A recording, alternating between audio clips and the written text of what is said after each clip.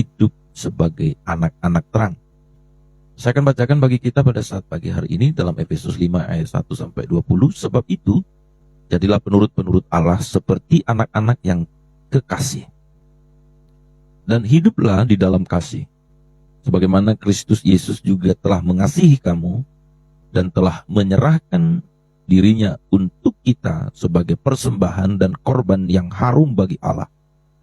Tetapi percabulan dan rupa-rupa kecemaran atau keserakahan disebut saja pun jangan di antara kamu, sebagaimana sepatutnya orang-orang kudus. Demikian juga perkataan kotor, saya ulang ayat 4, demikian juga perkataan yang kotor, yang kosong atau yang sembrono, karena hal-hal ini tidak pantas, tetapi sebaliknya, ucapkanlah syukur. Karena ingatlah ini baik-baik, tidak ada orang sundal, orang cemar, orang serakah, artinya penyembah berhala, yang mendapat bagian di dalam kerajaan Kristus dan Allah. Janganlah kamu disesatkan orang dengan kata-kata yang hampa, karena hal-hal yang demikian mendatangkan murka Allah atas orang-orang durhaka. Sebab itu janganlah kamu berkawan dengan mereka. Memang dahulu kamu adalah kegelapan, tetapi sekarang kamu adalah terang di dalam Tuhan. Sebab itu hiduplah sebagai anak-anak terang. Karena terang hanya berbuahkan kebaikan dan keadilan dan kebenaran. Dan ujilah apa yang berkenan kepada Tuhan. Janganlah turut mengambil bagian dalam perbuatan-perbuatan kegelapan yang tidak berbuahkan apa-apa, tetapi sebaliknya, telanjangilah perbuatan-perbuatan itu. Sebab, menyebutkan saja pun apa yang dibuat oleh mereka di tempat-tempat yang tersembunyi, telah memalukan. Tetapi segala sesuatu yang sudah ditelanjangi oleh terang itu menjadi nampak, sebab semua yang nampak adalah terang. Itulah sebabnya dikatakan, bangunlah, hai kamu yang tidur, dan bangkitlah dari antara orang mati, dan Kristus akan bercahaya atas kamu.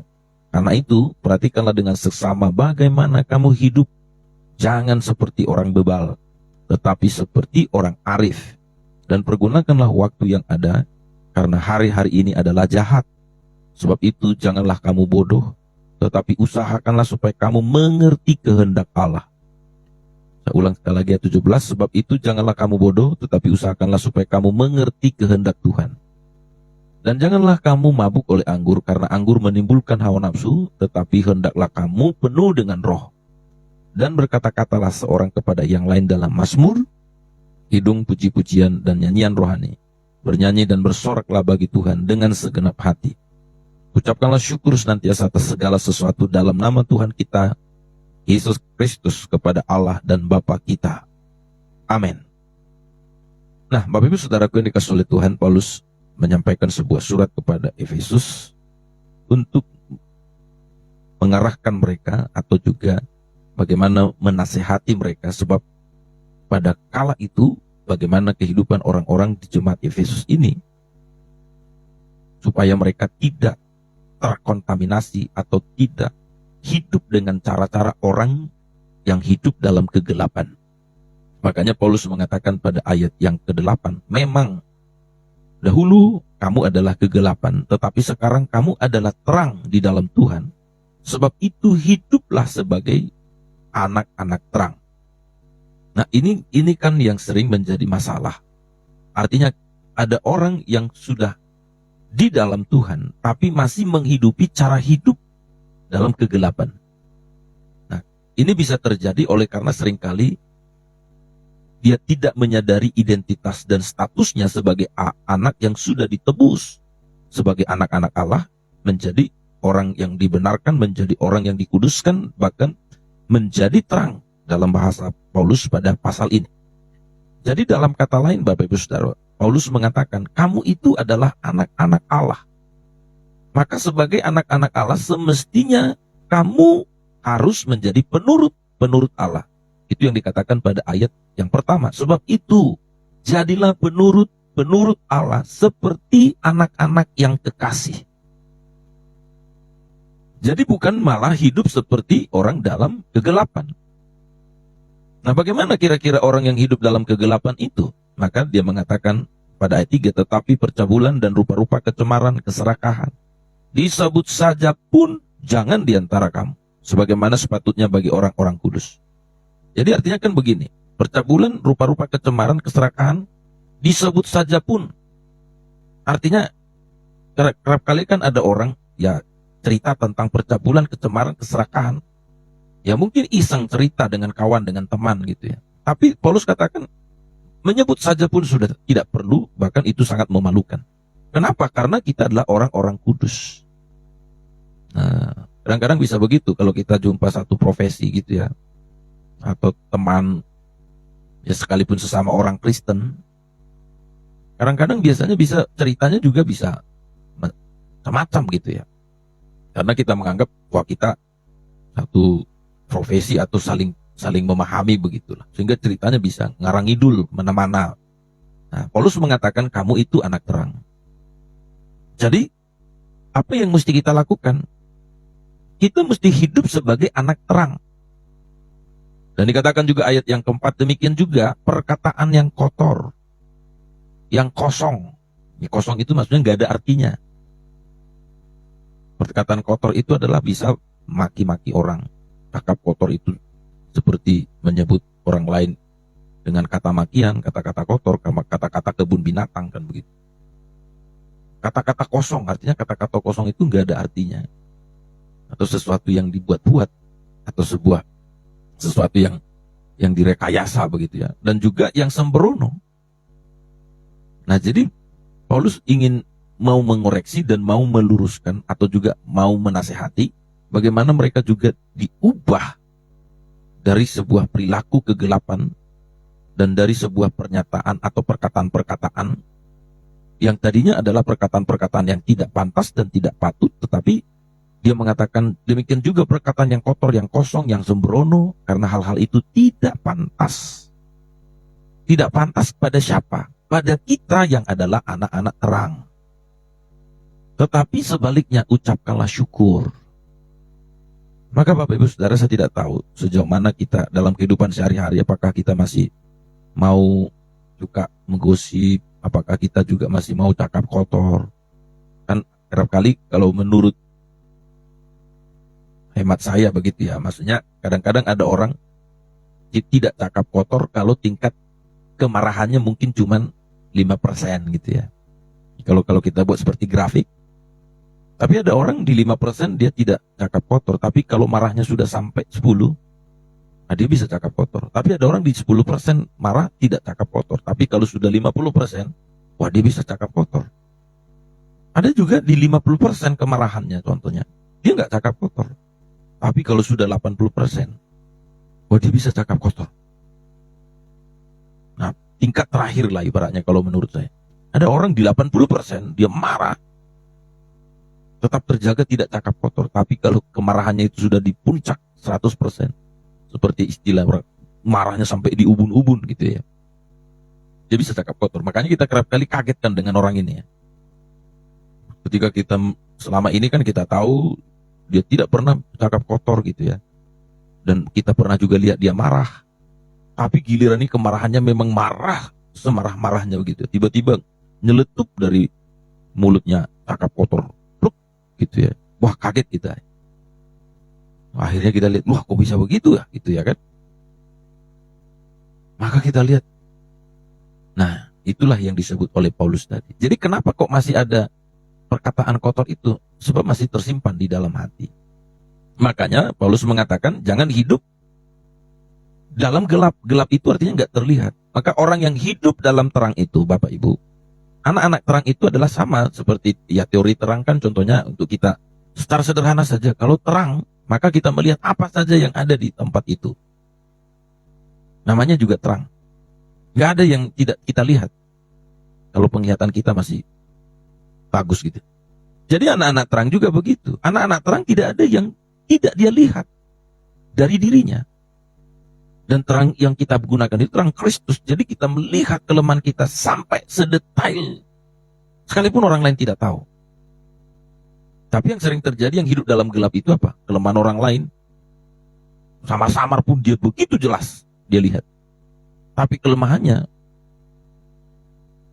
sebesar gunung Sinabung juga dia tidak lihat. Nah itu yang bahasa Alkitab kan. Selumbar di mata orang kau lihat, balok di matamu tidak kamu lihat.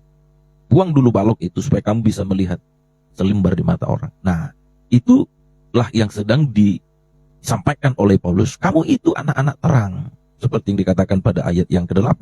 Memang dahulu kamu adalah kegelapan, tapi sekarang kamu anak terang di dalam Tuhan. Sebab itu hiduplah sebagai anak-anak terang. Karena ayat 9, karena terang hanya berbuahkan kebaikan dan keadilan dan kebenaran. Jadi kalau orang hidup di dalam terang itu adalah, ya sudah pasti dia tahu yang baik, dia tahu yang adil, dia tahu yang benar.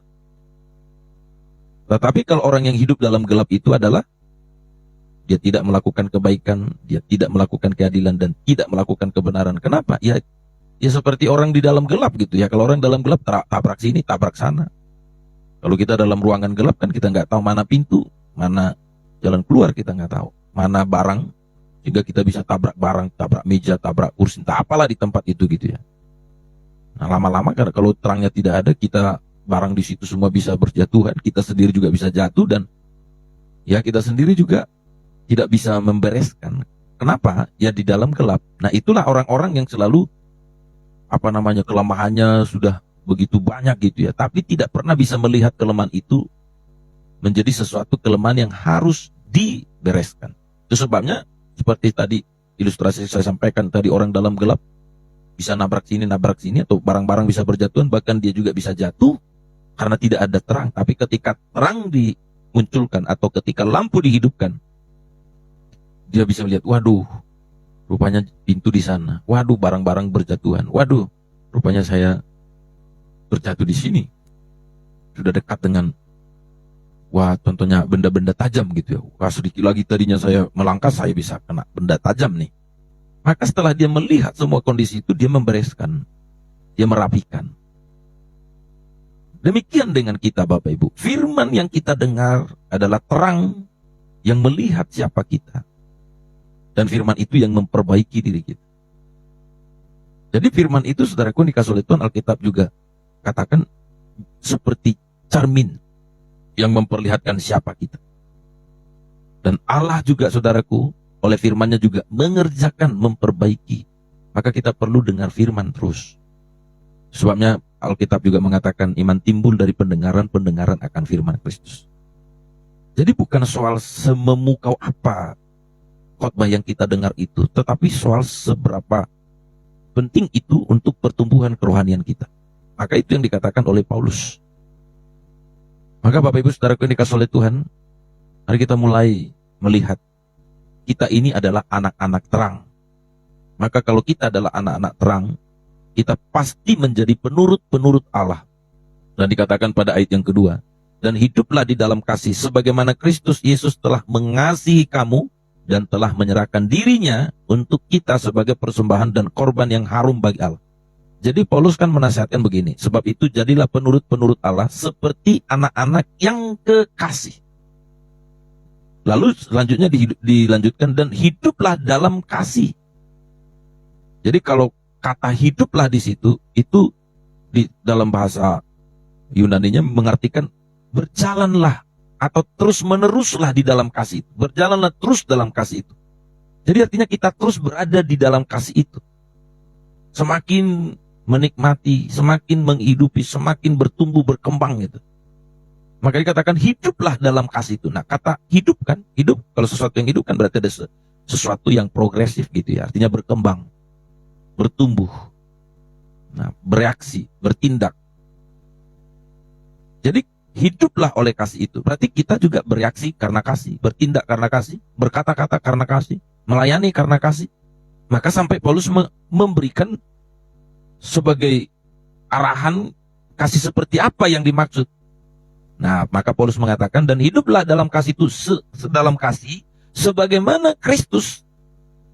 Nah, dia mau kasih seperti apa kira-kira seperti itu. Maka dia mengatakan, sebagaimana Kristus Yesus yang telah mengasihi kamu dan menyerahkan nyawanya, menyerahkan dirinya untuk kita sebagai persembahan dan korban yang harum bagi Allah. Jadi Paulus mengatakan, hiduplah dalam kasih. Lalu kasih seperti apa? Seperti Kristus yang menyerahkan nyawanya karena mengasihi kita. Dan apa yang dilakukan Yesus itu sebagai persembahan yang harum bagi Allah. Itu sebabnya anak-anak terang, dia menjadi penurut-penurut Allah sebagai anak yang dikasihi. Kita ini kan dikasihi Allah. Maka karena kita dikasihi Allah, maka yang menggerakkan kita melakukan apapun, itu karena kita digerakkan oleh kasih Allah. Jika tidak digerakkan oleh kasih Allah, itu adalah sesuatu yang terpaksa. Dan ingat, apapun yang dilakukan secara terpaksa tidak akan berkenan. Jangankan kepada Allah, kepada kita juga kalau dilakukan secara terpaksa, kita nggak suka kan? Ya kalau kita mungkin mengatakan, menyuruh orang di rumah kita gitu ya, kita suruh anak kita, nak, buatkan dulu dedi atau papi atau papa atau bapak entah apalah sebutannya ya, buatkan bapak kopi ya. Wah, aku lagi sibuk pak, aku lagi main game contohnya. Ah, kamu itu main game, bapak suruh nggak mau. Buatkan kopi sebentar. Nah, udah kuat suara kita, baru dia mau. Dia tampakkan di handphonenya, udah pergi untuk buat kopi. Wah, masak air panas pun dia udah nyalakan kompor, sudah keras gitu ya, ambil cangkir, udah keras. Artinya sudah bunyi kemarahan. Nah itu kita kan rasanya mau minum kopi itu udah nggak nyaman lagi gitu ya. Artinya apalagi dia kasih lagi nih gitu ya, dikasih tidak dengan happy, tidak dengan senang. Ya kalau kita masih stabil emosi kita ya, kalau emosinya stabil, dan saya berharap semua emosi kita stabil, kita masih mungkin bisa minum. Tapi kalau tidak stabil emosinya, apalagi kalau tidak bertobat, itu kopi bisa dia tumpahkan kemana gitu ya. Itu kalau nggak bertobat. Tapi kalau kita yang stabil pasti gitu. Tapi kalaupun itu kita mungkin bisa menahan amarah, tapi kita kita pasti tidak rasa nyaman karena terpaksa. Tapi kalau kita suruh seseorang contohnya buatkan kopi, sama seperti istri atau suami nyuruh istri atau istri nyuruh suami, kebalikan gitu ya. Nah, manalah itu. Kalau dilakukan dengan happy, dengan senang, nah contohnya kan, oh, buat kopi dulu, mami gitu ya. Siap bosku, gitu istilah sekarang itu. Siap bosku, lalu senang. Dia melakukannya dengan senang sambil nyanyi gitu ya kan. Ya, setelah itu dia sampaikan ke kita, taneneng, kopinya sudah siap, silakan diminum. Nah ini contohnya. Tapi nggak usah sampai segitu-gitu banget juga kan begitu ya. Ya oke lah, mungkin istri kita orangnya ekspresif gitu ya, dia melakukan. Tenang, silakan diminum. Nanti kalau kurang manis kasih tahu ya, jadi atau bla bla bla gitulah. Dia happy, maka kita minumnya itu rasanya, waduh segar sekali gitu. Karena dilakukan dengan senang, cinta, kasih gitu. Nah demikian kita dengan Tuhan, Bapak Ibu. Tuhan tidak mau kita hidup dalam sebuah intimidasi, karena terintimidasi dengan neraka, lalu kita jadi ikut Tuhan. Tuhan gak suka yang begitu. Atau ada orang juga teriming-iming dengan surga, maka dia jadi ikut Tuhan. Itu juga gak tepat. Makanya ada seorang yang bernama Spurgeon berkata gini. Jika kita melakukan sesuatu yang kita katakan untuk Tuhan, tetapi supaya kita masuk surga, sebenarnya kita tidak melakukannya kepada Tuhan. Kita melakukannya untuk diri kita sendiri. Atau kita melakukan sesuatu yang kita sebut kepada Tuhan, tetapi karena kita takut masuk neraka atau supaya tidak masuk neraka, maka dia mengatakan sebenarnya kita tidak sedang melakukannya untuk Tuhan, tapi melakukan untuk diri sendiri. Bagaimana ini? Kita bisa melihat, ya benar. Jadi barangkali kalau saya nih kan, wah saya mau datang cari Tuhan, saya mau datang doa, saya mau datang melayani. Yang ada dalam pikiran saya, supaya saya masuk surga. Maka sekarang jadi pertanyaan, kalau kita telisik secara detail, sebenarnya yang saya mau itu adalah bukan melakukan sesuatu untuk Tuhan, tetapi sebenarnya saya melakukan sesuatu untuk diriku, sebab aku melakukannya supaya aku masuk surga. Berarti aku tidak melakukan untuk siapa-siapa, aku tidak melakukannya untuk Tuhan juga, tapi aku melakukan untuk diriku. Tetapi yang benar gimana Pak? Kita melakukannya bukan untuk masuk surga, juga bukan supaya tidak masuk neraka atau masuk neraka, tapi kita melakukannya karena cinta pada Allah, cinta pada Yesus. Jadi gini, kalau kita sudah cinta pada Yesus, kita nggak pusingkan lagi kita masuk surga atau masuk neraka. Enggak, itu yang kita pusingkan. Kita nggak mikirin itu. Sebab ketika kita sudah melekat, mendekat, menyatu dengan Kristus, kita nggak pusingkan surga kah, neraka. Tidak. Karena saya percaya ketika kita sudah punya hubungan yang baik dengan Allah, kita nggak mikirin itu lagi. Karena pasti di mana Allah ada, di situ kita ada. Sama seperti seorang orang yang sedang jatuh cinta, bukan jatuh cinta, tapi contohnya membangun sebuah hubungan gitu ya. Kalau seorang wanita yang masih gadis mau kepada seorang pria, tapi yang dilirik itu, yang dilihat itu hartanya, maka sebenarnya wanita ini tidak sedang menyerahkan dirinya kepada pria ini menjadi istrinya, tapi dia sedang menyerahkan dirinya kepada hartanya. Maka nanti harta itu hilang, pasti cintanya juga tidak ada. Sebab memang dia tidak pernah mencintai lelaki itu. Dia tidak pernah mencintai, tapi kenapa mau menikah? Dia mencintai harta lelaki itu. Maka ketika harta itu sudah tidak ada lagi contohnya, maka dia akan meninggalkan lelaki itu. Lalu orang berkata, segitunya ya kenapa ditinggalkan? Padahal dia cinta dulu sama dia. Sebenarnya dia nggak pernah mencintai. Sama dengan kita. Orang yang selalu hanya terobsesi dengan sorga, berkat, dan segala sesuatu, sebenarnya dia nggak pernah mencintai Tuhan. Dia cuma mencintai apa yang dia mau. Tetapi yang benar itu adalah seperti dikatakan oleh Paulus. Sebab itu jadilah penurut-penurut Allah seperti anak-anak yang kekasih, dan hiduplah dalam kasih itu. Maka sekarang pertanyaan bagi kita semua. Bapak Ibu Saudara, sejauh ini kita menjadi orang yang mengikut Tuhan. Apa yang menjadi landasan kita? Apakah sebuah hubungan dengan Tuhan? Dan saya akan tutup khotbah ini. Penebusan Kristus kepada kita, Bapak Ibu Saudara, bukan cuma sekedar menyelesaikan dosa kita. Tapi maksud penebusan itu adalah yang dimana tadinya kita terhalang kepada Allah. Hubungan kita rusak, apapun yang dilakukan oleh manusia, mau sesaleh apapun, mau sebaik apapun, mau menghindari dosa, benar-benar menghindari dosa sekalipun, tidak pernah bisa mendamaikan kita dengan Allah. Lalu bagaimana? Kristus yang menyelesaikan. Maka Tuhan menebus dosa sehingga dosa jadi penghalang tadi itu tidak lagi menghalangi kita, sehingga kita punya koneksi secara langsung kepada Allah. Lalu bagaimana? Jadi bukan cuma nih, wah dosaku sudah selesai, haleluya puji Tuhan. Ya amin, memang begitu. Tapi maksud daripada penyelesaian dosa itu apa? Supaya kita kembali membangun hubungan yang erat dengan Tuhan. Sama seperti Adam dan Hawa dulu. Mereka tidak ada batasan apa-apa. Kapan saja Tuhan mau datang mereka bisa bicara Tuhan. Tetapi dosa yang menjadi memisahkan sehingga mereka tidak lagi bisa ketemu Tuhan. Maka itu yang mau dipulihkan. Sama dengan kita. Jadi penebusan kita menjadi orang Kristen, tapi kita tidak begitu bersemangat. Terus membangun sebuah kedekatan, keintiman kepada Tuhan. Dan itu intinya. Kalau kita sudah dekat, melekat, intim dengan Tuhan. Itulah puncak dari semua iman kita. Dan Alkitab mengatakan jangan khawatir dan takut. Semua yang lain akan ditambahkan. Dikatakan cari dahulu kerajaan Allah dan kebenaran. Kerajaan itu bukan bicara tempatnya. Kerajaan itu bicara tentang pemerintahan Allah, firman Allah, atau perintah Allah, kekuasaan Allah, pengendalian Allah. Ketika kita sudah berada di dalam otoritas Allah itu, ada menyatu dengan dia, sudah. Tidak mungkin kita tidak akan dipelihara Tuhan. Amin. Tapi seringkali ini tidak ditemukan, atau mungkin kita, saudaraku, tidak mengarah ke sana. Jadi makanya sekarang obsesi kita dalam mengikut Tuhan adalah hubungan kepada dia. Tapi setan sering menipu kita, sering menggoda kita. Seperti orang yang sedang mengipas-ngipas uang gitu kan. Nih uang kalau kau mau. Nah setan itu begitu. Kalau kau mau ini uang, ini uang. Dia berikan berbagai hal tawaran yang begitu mudah. Simpel, sederhana. Tapi itu jebakan Batman.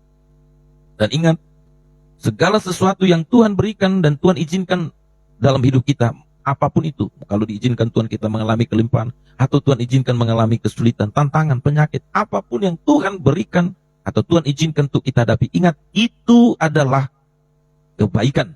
Kenapa kebaikan? Sebab Allah itu baik. Jadi Allah baik bukan karena dia melakukan sesuatu yang baik, maka dia jadi baik. Kalau manusia kan begitu, kita melakukan yang baik, maka orang berkata, Bapak itu baik loh. Kenapa kau sebut baik? Sebab banyak perbuatan baiknya. Maka perbuatan baiknya membuat kita disebut orang baik. Tetapi Allah berbeda. Allah itu adalah Allah yang baik. Bukan karena dia melakukan sesuatu dulu maka dia jadi baik. Tidak. Tapi karena dia adalah Allah yang baik. Maka segala apapun yang dia lakukan. Segala apapun. Apapun yang dilakukannya itu kebaikan. Kenapa bisa kebaikan? Sebab dia Allah yang baik. Tapi berbeda dengan iblis. Setan itu. Apapun yang dilakukan termasuk kebaikan. Itu adalah kejahatan. Sebab Kenapa menjadi kejahatan setiap yang dilakukan oleh iblis? Sebab dia adalah kejahatan. Dia adalah setan, dia iblis. Dan tidak ada yang baik dalam otaknya, dalam pikiran setan. Selalu adalah yang jahat. Maka, yang walaupun kita melihat apa yang ditawarkan iblis, termasuk kepada Yesus pada saat dicobai, hal-hal yang baik, menolong, seperti masuk akal, seperti empati. Kalau kamu, anak Allah jadikan batu jadi roti, kamu kan lapar, udah puasa 40 hari.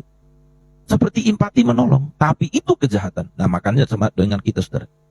Sebabnya apapun yang Tuhan izinkan untuk kita hadapi, kita mesti mengatakan, terima kasih Tuhan. Itulah yang dikatakan Paulus pada ayat yang ke-20. Ucapkanlah syukur senantiasa atas segala sesuatu dalam nama Tuhan kita Yesus Kristus kepada Allah dan Bapa kita. Artinya, kalau kita tadi sudah hidup dalam terang, turut kepada firman Tuhan, sekalipun kenyataan yang kita alami berbeda seperti yang kita harapkan, tetapi selagi kita dekat melekat pada Tuhan, bahwa apapun yang kita alami itu adalah bentuk kebaikan yang Tuhan berikan kepada kita. Saya mengerti, saudara, ini sulit kita pahami, tapi saya percaya Roh Kudus akan menolong kita. Amin buat firman Tuhan. Tuhan Yesus berkati kita semuanya. Haleluya.